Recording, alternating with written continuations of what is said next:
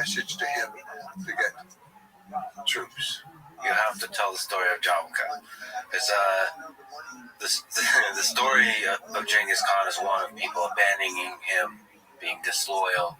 And here is a person who's not of his kin, but becomes his, in a way, brother, in a way, loyal. And as you've described, he's both The best thing to us happened to Genghis Khan, and one of the biggest Hello and challenges welcome to another episode of in the later Jewish years History of Lab. Genghis Khan. In the previous video, we looked at the arrival was a of boy the Jews about the same in age the Americas as and the Tim remarkable story and of his the family 23 had winter camp refugees who close landed to in where Amsterdam, Mother state of Urdu New York. was living with What her I'd like to children. do in this So short the two video boys is met to during the take a winter. broader In fact, approach they both and claimed look descent at from the the same most significant woman about waves 4 of generations migration earlier, in or the 5 world, if it with were emphasis She was a on Puri the Hawkeye United woman States who and to herself a was certain degree kidnapped. Canada, And actually, because Jellicoe was the these descendant waves of her. of migrations had a The fact that she was major pregnant at impact the on moment of what would kidnapping. become one of And the then largest Jewish Temujin is populations descended in from the world her within a couple through of the centuries. new kidnapped By the woman time we child. get to the 18th century, So they're New both Amsterdam has there's become among New us who say York from the and same it's under the womb. They British, come from the and same there are basically 6 Jewish communities origin. established by However, 1700.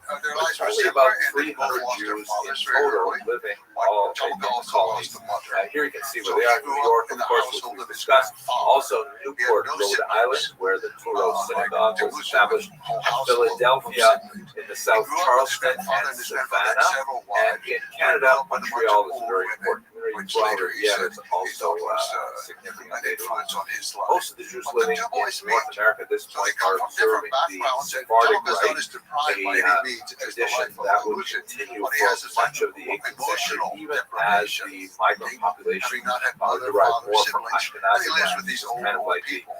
tradition The two of boys meet, minded they become good friends approach playing that on the many ice. Jews took And because so they're playing so on the much ice, challenge and then was placed upon them very in terms early of on, I think when they're about 10 or forces 11 to years old, acculturate or they assimilate decide to make to a pact. a It's very called foreign kind of becoming environment. So Anda. the idea of remaining Anda is within more the than a tradition, friend. A friend even is if like it you was learn not a new necessarily language. one's And there's tradition from several Europe, different but nevertheless types of it was the friendship. established But tradition Anda of the community. There is were a a lot of friendship kind of that's beyond a friendship. It's centrifugal something for forces, life. centripetal And forces. they swore There was a would be strong there forever, desire to kind of to retain protect each that other, kind of to help tradition each other in every moment. Here's another And way they to look exchanged at that knuckleballs. migration So each from one of them Eli had the Barnabi's knucklebone historical of atlas.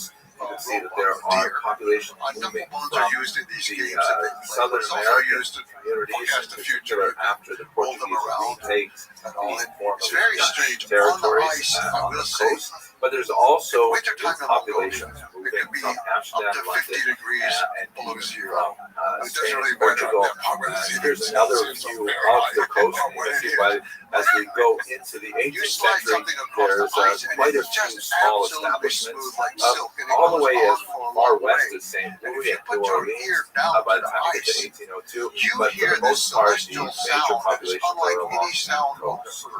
The second major wave of Jewish migration was in the 19th century, and this came primarily from Central Europe, Germany in particular. There's a lot of reason why Jewish men in particular find it expedient to actually leave their homeland and make their way to the New World.